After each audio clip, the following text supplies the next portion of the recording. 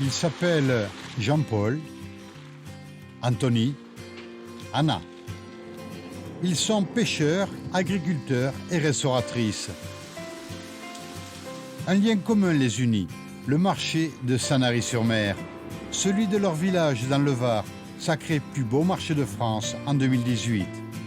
Un cadre unique autour du port où s'alignent les pointus du nom de ces petits bateaux de pêche traditionnels.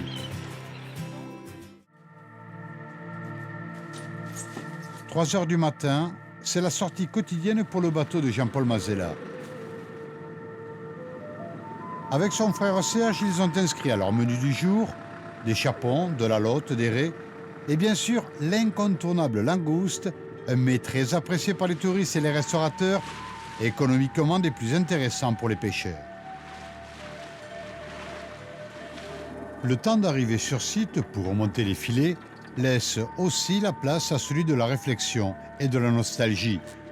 Deux frères, deux parcours de vie différents, mais unis à jamais autour d'une même passion.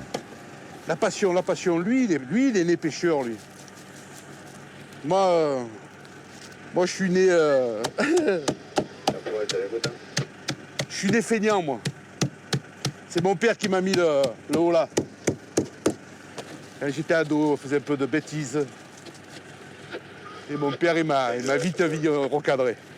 Il m'a dit, tu veux faire le mariole, ben, tu viendras le faire avec moi. Et ça fait 45 ans. Et le virus a pris très vite? Ah ouais. Ah ouais. Ah, mon père, c'était un monstre. Un monstre. Dur au boulot, mais c'était un monstre. Un sourire révélateur. La sortie s'annonce fructueuse. C'est de la bonne taille, ça.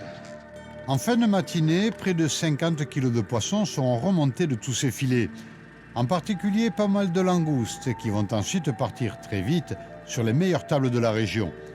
L'avantage du marché de Sanary-sur-Mer, c'est le principe du circuit court, directement du producteur au consommateur. L'avantage qu'on a, nous, sur le port de Sanary, c'est que c'est notre propre pêche. Il y a des revendeurs, des poissonniers, mais bon, c'est du poisson qui vient un peu partout. Nous, on a l'avantage d'arriver sur le port et vendre notre pêche. Le poisson, il bouge. Tout dépend qu'est-ce que vous prenez comme poisson. Il est encore vivant quand il arrive. L'hiver, quand on fait la sole et le turbo, on les garde vivants pour que les gens voient que c'est du poisson frais, quoi. De toute façon, à l'arrivée du bateau, ils voient très bien qu'on ne vient pas de métro ou de Carrefour, quoi. Ils voient très bien que c'est notre pêche. Et puis, bon, ça fait 50 ans qu'on est au port et ils savent très bien comment on travaille. Donc, on a une clientèle attitrée, quoi.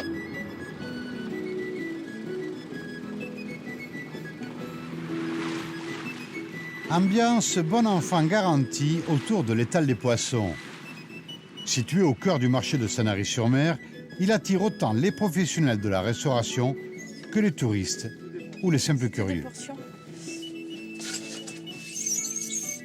Je laisse le foie et les œufs dedans. Oui. Je vais faire à la mayonnaise. Il n'y a pas de problème. Oui, là, on sait quand il a été pêché, où il a été pêché, donc il n'y a pas de problème. Madame Henri, j'ai de la raie, des grondins et du merlan. Côté touriste, ce sont toujours les mêmes questions qui reviennent. Est-ce qu'il est frais, votre poisson? C'est la première fois, parce qu'ils ne voient pas les langoustes qui bougent. Ils n'ont pas l'habitude. Ah bon, il y a des langoustes en Méditerranée? Ben oui, il y a des langoustes en Méditerranée. Puis le fait de voir le pêcheur rentrer aussi, c'est énorme. Hein? C'est énorme. Hein? Puis ça n'a pas le même goût. Ça n'a pas fait de chambre froide, ça n'a pas... Voilà. Du bateau au banc. La pêche a toujours représenté un élément essentiel de la vie du marché de Sanary-sur-Mer. Ces dernières années, l'Europe, en imposant des quotas de pêche, a réduit considérablement la flottille. Ici, comme ailleurs, l'ensemble de la profession a été touché. Pour l'image de la commune, la pérennité de son marché, la municipalité de Sanary a décidé de soutenir ses pêcheurs, avec une aide annuelle de 3 000 € pour que ce secteur économique local puisse perdurer. Au départ, l'Europe, souvenez-vous, à une certaine époque, l'Europe donnait de l'argent pour que les pêcheurs détruisent leurs bateaux. Et à Sanary, ça a été une des politiques locales de vouloir garder la pêche locale et de les aider. Et c'est bien grâce à ça que maintenant, on a encore quelques pêcheurs ici. Sinon, on n'aurait plus rien non plus. Le marché de Sanary-sur-Mer, sans la présence de ces pêcheurs, cela n'est pas envisageable, tout comme les produits issus de l'agriculture locale qui trouvent dans ces allées la possibilité de vendre directement le résultat de leur exploitation. Voici pour 100 francs du thym, de la garrigue, un peu de safran et 1 kilo de figues, voulez-vous pas vrai? Un beau plateau de pêche ou bien d'abricot. Voici l'estragon et la belle échalote, le joli poisson de la Marie-Charlotte, voulez-vous pas vrai? Un bouquet de lavande ou bien quelques œufs.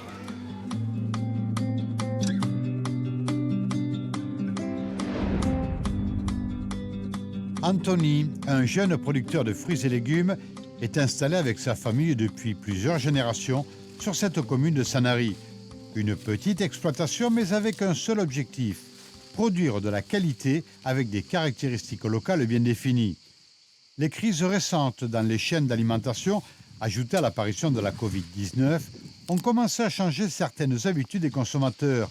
Les circuits courts proposés par les marchés ont bénéficié ainsi de cette situation. Les gens, comme je vous le dis, ils veulent savoir d'où viennent leurs produits. Ils en ont marre qu'on leur mente parce qu'il y a eu des gros sujets de société là, sur des gros problèmes d'alimentation. Et les gens ne veulent plus être floutés. Donc en fait, ils veulent savoir où poussent leurs produits, comment ça a été fait, voir la personne qui les cultive. Donc ils veulent de la transparence et je les comprends tout à fait, c'est normal. La Covid, elle a accentué ce phénomène, elle l'a vraiment accéléré.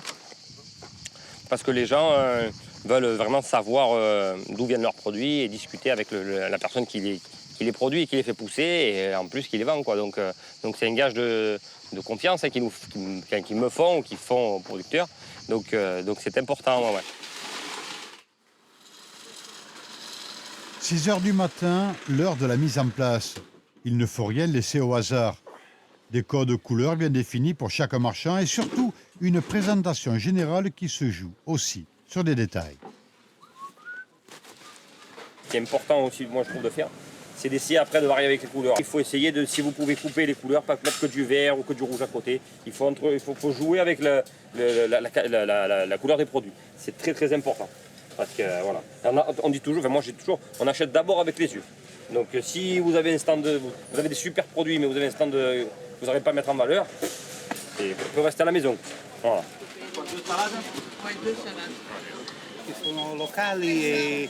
C'est super, car les produits sont issus de la production locale. Ils n'ont pas du tout voyagé. Du coup, la qualité est bien meilleure. Qualità e autenticità. Ah oui, c'est quand même autre chose, absolument. Un marché, c'est aussi un état d'esprit. Tout le monde se connaît et à milieu de matinée, les pauses petit déjeuner sont toujours les bienvenues. Bien Steph, les rillettes refroidissent. Après je vais être en retard. Comme d'habitude, c'est pas grave. Il y a 8 ans, Anna a ouvert un petit restaurant dans la vieille ville de Sanary-sur-Mer. Bonjour. Bonjour. Est-ce que vous avez de la feuille de chêne claire? Pas du tout aujourd'hui.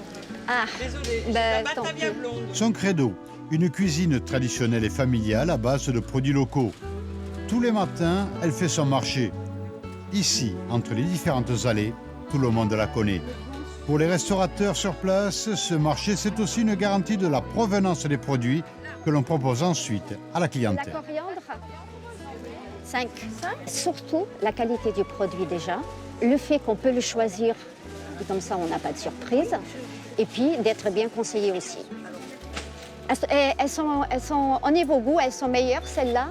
C'est celle du Périgord, donc elles sont bonnes. Vous aviez les producteurs qui font leurs tomates comme la pandelotte, qui est géniale pour cuisiner, pour faire des sauces. Vous avez pareil les courgettes, c'est local. En pleine saison, les tomates cœur de bœuf, ce qu'on appelle la tomate marmande, et après tout le reste qui va avec. Bon, je pense que c'est bon cette fois-ci. Il y a surtout un rapport humain qui est hyper important. C'est ce qui manque un peu aujourd'hui, et si on arrive à le trouver. S'il me manque quelque chose, ils vont faire la démarche d'aller demander aux collègues à côté, est-ce que tu peux me dépanner, et ainsi de suite. Il y a des choses qu'on ne trouve plus, voilà. Et puis ça reste quand même un village familial où tout le monde se connaît pratiquement. Comme à la maison, c'est ce que l'on retient en premier lorsque l'on fait un tour dans la cuisine d'Anna. Ouvert le midi et le soir, la trentaine de couverts est souvent occupée, surtout l'été, où les touristes ne manquent pas d'être séduits par ses recettes simples et efficaces. Son credo, la mise en valeur des produits issus de l'agriculture locale. Le principal, moi, ce que je fais ici, c'est vraiment de laisser le produit à l'état naturel.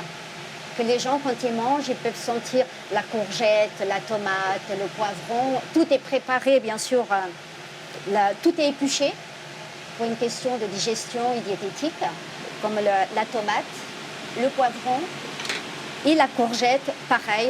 J'enlève les graines et comme ça, les gens ils le sentent parce qu'ils me le disent après. Et la coriandre, c'est le bouquet final et c'est un festival de saveurs. Anna, Anthony, Jean-Paul.